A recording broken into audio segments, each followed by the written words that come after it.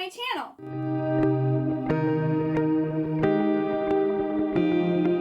So today I'm going to be doing my February reading wrap-up. So I'm going to talk about all of the books that I read in February. So in total, I read 24 books, which is pretty good. It was only one book less than in January, so I'm keeping up that pace. The total number of pages I read was 7,360. The audiobook minutes, I tried to figure out, they might not be exactly precise, but I calculated it to be around 1,260 minutes. I didn't DNF any books. I didn't reread any books. 20 of the books were part of a series. Not all of the series, but they were part of a series. I read 3 standalones. I owned all 24, but I also borrowed 3 of them. So I think there was 3 audiobooks that I listened to, but I also physically own them. And then my average rating was 4.1, and that was because I read one manga series that I gave all of the volumes 5 stars, which really bumped up that average. My most read format was paperback. Again, that's probably because of the manga series. My most read genre was romance. And my longest read was Chain of Thorns. So on to my favorites. The only book series that got 5 stars. I read all 11 volumes of Knight of the Ice. This was such a good series. Like, oh, I loved it so much. I made a comment in my February TBR video that if during Polar-thon I pulled like Cold Word, I would be reading this series for the month of February, and I did. And I'm so happy I read it. It was so good. I've also, it's got me into like being into ice skating. So I rewatched Ice Princess. I rewatched Go Figure. I actually went ice skating today with my husband. He was not thrilled about it, but I thoroughly enjoyed myself. I've just been like in the mood for ice skating. Anything about ice skating. But this series is about Kokoro, and he is trying to become the #1 male figure skater in Japan. And he has an older friend named Chitose, who is a career woman. And she does this little magical girl spell thing for him to, like, I guess, boost up his confidence to make him do well during his competitions. And in the first volume, she has to go on a business trip at the same time as one of his competitions. And so there's like worry about if he's going to do well and how this is going to affect it. And he's also like a major otaku, which is absolutely adorable. And him and Chitose, like throughout the series, kind of like form this relationship. And it's so good. Oh my goodness. If you love shoujo, you will like this.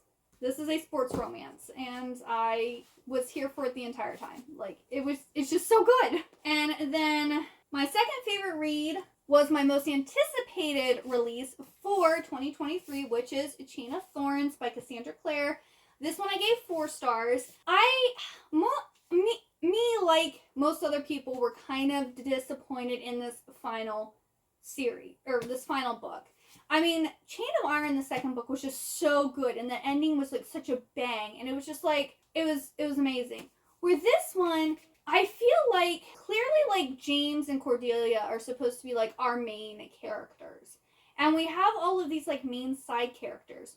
Well, a lot of them really come into prominence in this final book, and we just have, I think it's like 10 main characters. 10! That is way too many main characters for a book.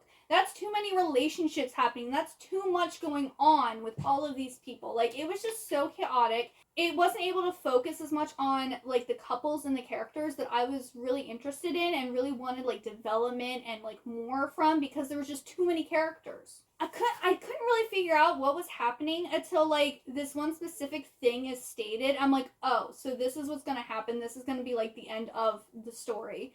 And so, yeah, the plot kind of wasn't there. And then, like, the whole, like, basically this thing, she's told that she can do something with Cortana. And as soon as she's told that thing that she can do, I'm like, oh, so this is going to happen. So it was almost like, I had no idea what was going on until that happened. And then I'm like, well, now I know what happens for the ending. So, like, it was just very weird, like, the plot structure. And Matthew's my favorite character, and I felt so bad for Matthew. Like, I think he gets, like, the worst, and maybe not the second worst ending of everybody, I guess. Like, something happens in here that made me cry. Like, I have a whole dedicated reading vlog for this book because, yeah, it was emotional. I was super excited. I took off work for it, and yes, I still loved it. But it had a lot of problems to it. And if you didn't know, The Last Hours is a sequel to The Infernal Devices, but a prequel to the Mortal Instruments series. And we are following the kids from, at least James and Lucy are the kids of the main characters in The Infernal Devices, and then Cordelia, her parents are probably in The Infernal Devices, but they weren't main characters. Like, The Infernal Devices had like 3 main characters, and that was it. I also wanted more Magnus. There wasn't enough Magnus in this. He was only at the very beginning, and then poof, gone. Didn't see him again, which kind of also is a letdown, since he's like my favorite character of the whole Shadowhunter series. Matthew's probably my favorite for just the Last Hour series. It's set in Edwardian England. If you like urban fantasy with all the angels, demons, Nephilim, vampires, werewolves, warlocks, you got it. This is it. This is for you. I highly recommend it. And then my third favorite read was The Madman's Daughter by Megan Shepherd. So this is a retelling of The Island of Dr. Moreau, and this follows Dr. Moreau's daughter, Juliet. So her dad was doing experiments and things that he shouldn't have been doing. So he kind of got outed, and the police are out looking, or were looking for him, and she doesn't know if he's alive or dead. Well, her mom ended up becoming like a lady of the night to kind of like help take care of her and her daughter. But then she died, and Julia has been on her own, and she's working in this college mortuary area type of thing as like a maid. And she ends up running into Montgomery, who was like the groomsman and like her father's assistant back when her father was still in like his glory, and finds out that her dad is still alive on this island. And so she goes with Montgomery to this island and finds out about all the horrible things that her father is still doing, and the story progresses from there.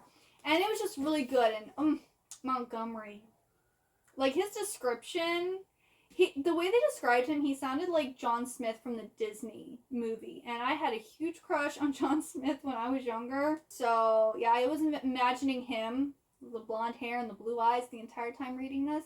Yeah, there's also a love triangle in here with 2 very attractive men, which I always love a good love triangle. I know that trope has probably been overused, but it's like one of my favorite tropes. I love the love triangle.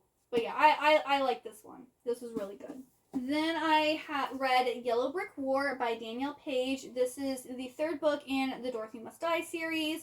I gave this one 3 stars, and I talked about this one a lot. It's basically a girl named Amy from Kansas is taken to Oz, and her job is to kill Dorothy. That is the gist of the story. Then I read Lullaby by Amanda Hawking, which also, some of these are for Polathon, some of these are going to be for the Romantasy-a-thon, but I have dedicated vlogs for those if you're interested in more thoughts about these and what I read for those readathons. I will have them linked somewhere throughout the movie, somewhere throughout the video, if you would like to go and check those out. This is the 2nd book in the Water Song series. We have Harper and Gemma, who are not twins, but sisters. And Gemma has been turned into a siren and has been forced to run away from home with these other girls who are sirens too. And Harper wants to go and save her sister. And yeah, it was a cute, sweet book to read. Then my plan wasn't to read this in February, but my hold at the library, my 3rd time having this on hold at the library, was about ready to expire, and someone was in line for it. So I rushed to listen to this, and I gave this one 3 stars. Like, it was better than Shadow of Night, but worse than A Discovery of Witches, and it was just kind of boring. I really don't care. There's also a prequel novel for this trilogy, but I'm DNFing the series. I read the main 3, and that's all I'm going to read. And I don't know if I'll read anything else by Deborah Harkness, because her writing is just so dry. Like, the actual story and characters and everything are interesting, but the writing is, ugh. I'm sorry if you like this series. Like, A Discovery of Witches, I didn't mind, like, the writing so much. I didn't notice it, but Shadow of Night in this one, it was just so dry. I just, no. Couldn't do it. But yeah, this is pretty much like an adult Twilight, but make it historical fiction. Yeah, I also read Stealing Infinity by Alison Noel. This is the first book of a new series.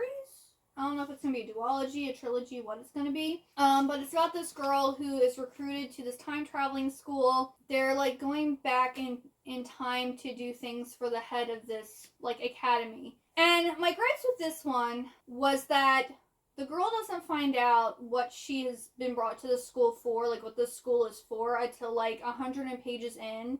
When it's literally, like, in the synopsis, so us, the reader, know what the school is for. And we don't know why they need time-traveling kids at this school. Like, that's a whole mystery. But, like, yeah, so this kind of, if you like Crave, like the Crave series by Tracy Wolff, you'd like this series. If you don't, or if you're, like, iffy about it, then you probably wouldn't like this series, because I had, like, very similar vibes as Crave. And, like, the things I was frustrated with Crave for, I was frustrated with this. I still like both series enough that I am reading them, but if you really don't like Crave, I would not suggest this series, because, yeah, it's basically Crave, but make it time travelers instead of supernatural creatures, so. And then I read Legends and Lattes by Travis Baldree, and I gave this one 3 stars. Like, I know this is an unpopular opinion, but I thought this book was boring. Nothing happens. I felt very much like I was reading a script for a video game. And, like, basically, the character wants to do this thing, and she has this quest, and she's, like, leveling up, and she's, like, achieving things as she goes. And I knew exactly, like, what was going to happen, what the big thing was going to be, and, like, it was just so predictable and, like, so boring that I don't understand the hype for this book at all.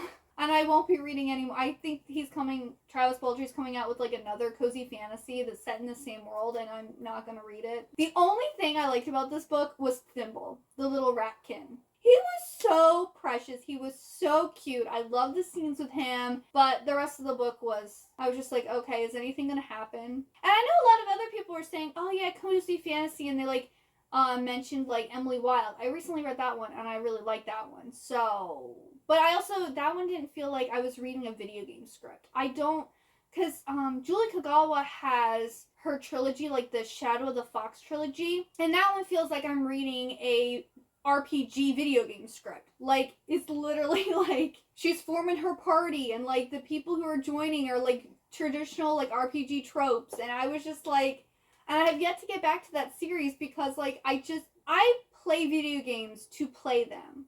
I want to do the tasks. I want to do the things. I don't play them for the story. I could care less about what the story is. I don't care. I'm just there to beat up things or build things or collect things. Like, I'm there to do something. If I want to read a story, I'm going to pick up a novel and read it. And so, like, reading a book that feels like should be playing a video game just doesn't do it for me. So, if you're the same way, I would suggest Legends and Lattes. If you do like video game stories, if you do like that structure and that setup, then you probably would like this book.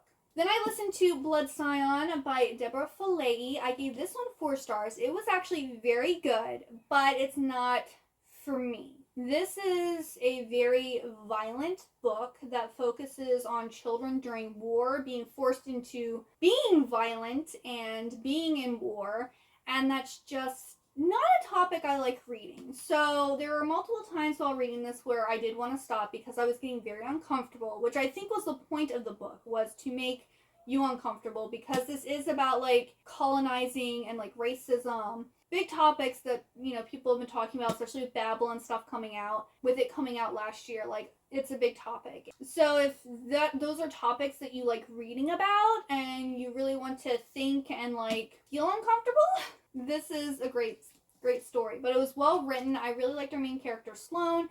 She is 15 years old, and she has been drafted into the child army of this colonizing group and forced to do awful, terrible things, and terrible things are done to her, and it was just not a good time. If I read a book, I want it to be a good time. This was not a good time, but it still got 4 stars because it was well written, and also I knew one twist at the end, or one thing that was going to happen, but the other twist I didn't see coming. So it was just an overall well written book. Then I read Court of Ravens and Ruin. Was by Eliza Rain. This one I gave 4 stars. I really like this. I believe it's on Kindle Unlimited, but I bought it before I got Kindle Unlimited. And this was basically about this not like other girls human being with red hair who has this ability with gold to make these staves for the Fae. And she has been chosen to be like the Fae King's concubine or whatever, and she doesn't want to be this, so she decides that she's going to leave. Well, on the day that she's going to leave, the Shadow Prince from the Shadow Court shows up and says, hey, you got to come with me. And apparently she's part of this prophecy, and he needs her to, I guess, stop it or fulfill it. It was a little unclear. But it has this owl sidekick called Vor, which is absolutely hilarious. I absolutely loved his character. He made the book so much better. And it also ended on like a cliffhanger with like this whole zombie kind of action thing going on. So while the main character was kind of annoying and it's very tropey and very predictable, it sparked a lot of joy. So therefore it got 4 stars. Is it well written? No. Is the story amazing? No. But it made me laugh and smile a lot. So it got 4 stars. Then I read Nocturne by Alyssa Weiss, and this is a gorgeous book, both on the inside and the outside. I gave this one also 4 stars. This is about an orphan ballerina who becomes the prima donna, and she has this mysterious patron. And it's beautifully written. It's a lot like Erin Morgenstern's writing. If you're into the Starless Sea and, the Night Circus, you will absolutely love this book. I also read From Blood and Ash. I gave this one also 4 stars. This one, the plot kind of was but Hawk and Poppy, top tier. Like, the banter between the two of them, the romance between the two of them, like, when it was them on the page, I was here for it. Some of the things Hawk said to Poppy was making me squeal with delight. I loved it. I cannot wait to read the next book because I want some more of Hawk and Poppy. Even though with the ending of From Blood and Ash, I don't know how that's going to happen. I mean, maybe, I don't know. This is like a vampire romance story. And I kind of guessed who the dark one was pretty early on. So that was also it was like predictable type of thing. We have this like fantasy world where we have is it the Awakened? No, the Ascended. We have the Ascended, we have humans, and then we have the Atlanteans. And the Atlanteans are like supernatural creatures. And the Ascended, we find out what they are later. And then we have humans. Well, Poppy is like a special human or something. We find out what she is, but she's the maid. And they need her to ascend the next like group of people, because the way this works, when someone has a child, the first one they get a keep. The second one gets ascended, and the third one is given to the temple to be a priest or priestess. Well, the kids who have been given to the temple are never seen or heard from again. So this is causing unrest, and like a rebellion is kind of sparking because these people want to know where their children are and why they can't see them again, which is tied into what the Ascended are. Poppy and Hawk's relationship and her way of trying to fight being forced to be the maid and when she doesn't want to be.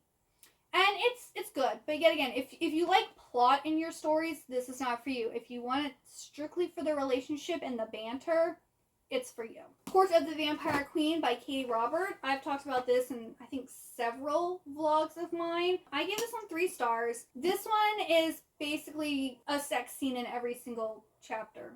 Almost. So if you want, I guess, hot vampire sex scenes, this is for you.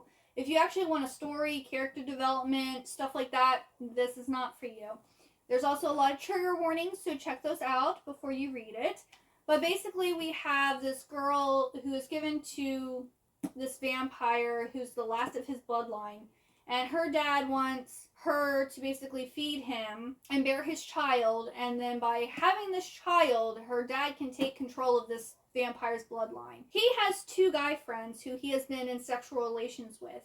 And they show up throughout the book and they all have sex together. And something happens when they're all having sex with our main girl. And this gets an idea of something that they want to do. And in the third part is more so where we get more of a plot and more of what they're trying to actually do. So the last part of the book, there isn't as much sex, but through the rest of the book, that's pretty much all it is. Wasn't really into that.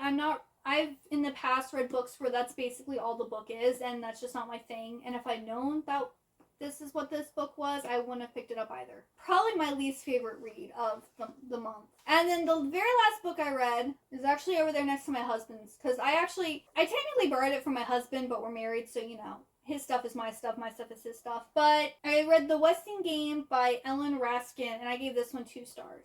So maybe this, I don't know, it's kind of like, it got 2 stars. I guess it was my least favorite. Court of the Vampire Queen was second least favorite. Okay? But anyway, I was watching National Treasure, Edge of the World, and I was going on about how much I liked it, and then I had also recently read The Inheritance Games by Jennifer Lynn Barnes, and I was talking about that. And I was like, oh, there was this book I read as a child, and I really enjoyed it, and it kind of, is similar to The Inheritance Games, it sounds like. I was like, oh, okay, cool. Maybe this is inspired kind of like that genre. So I decided to read it. And it's basically this guy creates this apartment building and invites all these people there to live. And he, basically gives it, they pay as much as they can afford to live there. Well, then they all get this note that they all have to go to the reading of his will because he's been murdered. And one of them murdered him, and they know who did it. Or one of them knows who did it. And so it's like this big game to try to figure out who killed this wealthy old man and why.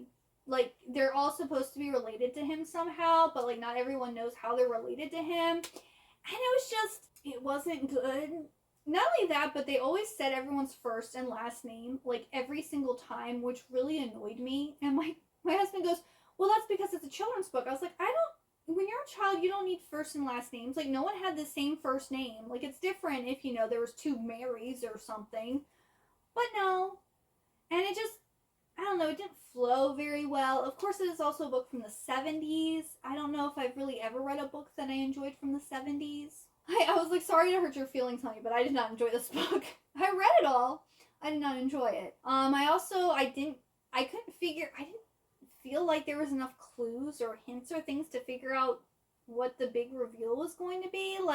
Even once it was revealed, I was like, I don't get how I was supposed to figure that out. I'm okay if I don't figure out the ending, but I want it to be once I get there, I'd be like, oh, okay, that makes sense now. Where this one was I don't get it. And this is a book for children. It shouldn't be that difficult. That's just my thought. I mean, if you do kind of want to read, the OG Inheritance Games, well, The Westing Game is probably the one that you want to read, but it wasn't for me. Let me know what books you were able to read in February, what was your favorite, what was your least favorite, and if you got all the way to the end, please leave me the spyglass emoji, and, not spyglass, yeah, spyglass, that's what it's called, what the detectives use. No, magnifying glass, that's what it's called. Leave me the magnifying glass emoji. And thank you so much for watching. I hope you have a wonderful good day or night, and I hope to see you next time.